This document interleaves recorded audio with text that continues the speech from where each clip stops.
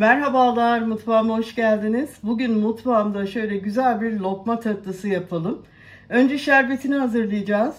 Burada 200 milim bardak ile 2,5 bardak toz şekerim var. Yine aynı bardak ölçüsüyle de 2 bardak suyum var.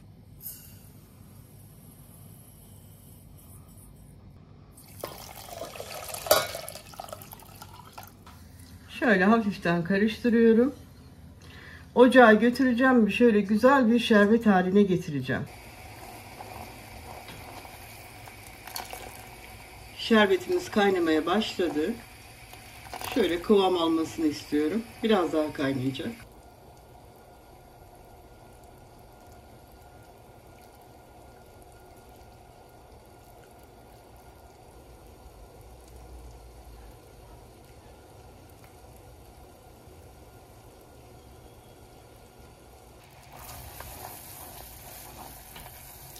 Şerbetin tam istediğim kıvama geldi.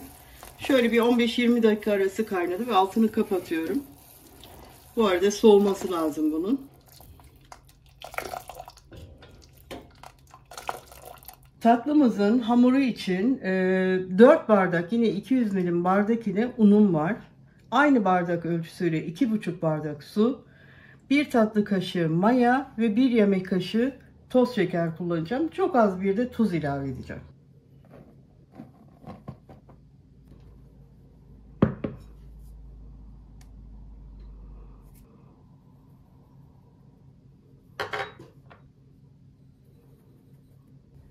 Şöyle çok az.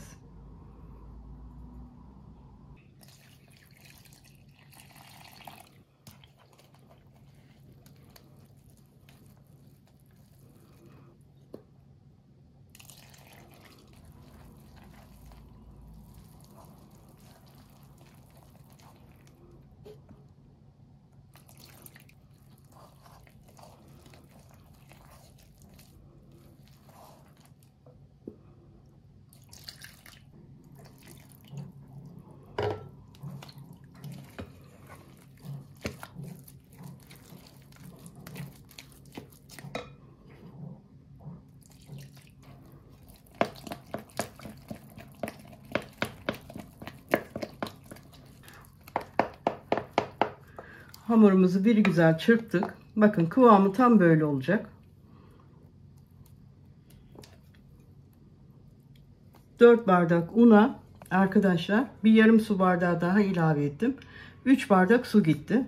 Ama sizler kontrollü koyun. Gerçekten her unun su çekme özelliği farklıdır. Ben kıvamını şöyle gösteriyorum size. Bu kıvamı yakalayalım. Şimdi ben hamurun üzerine örteceğim. Biraz mayalanması ve kabarması lazım. Ondan sonra tekrar görüşelim sizle.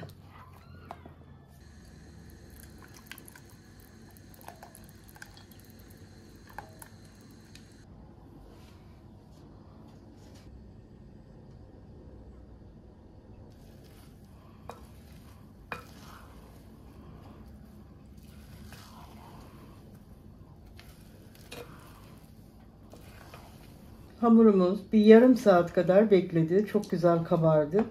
Şimdi şöyle biraz havasını alıyorum.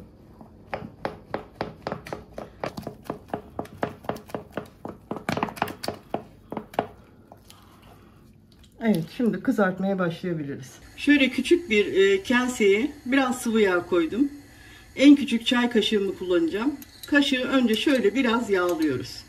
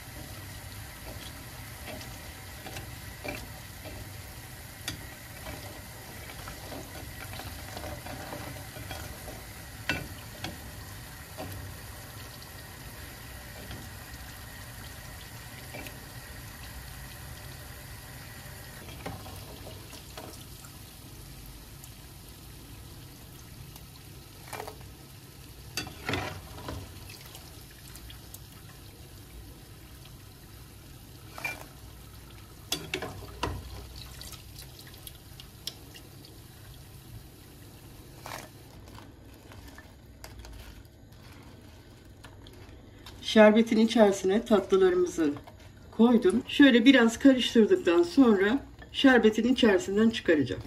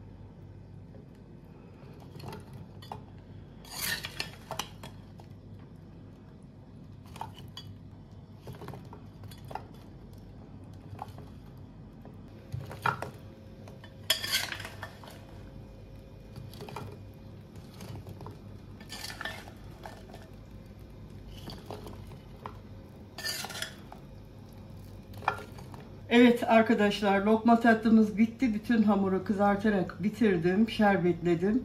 Servisini de yaptım. Maşallah bayağı da bereketli çıktı, verdiğim ölçülerden bayağı çıktı. Bugün de tarifimin sonuna gelmiş olduk. Bir dahaki tarifte buluşmak üzere diyorum. Hoşça kalın.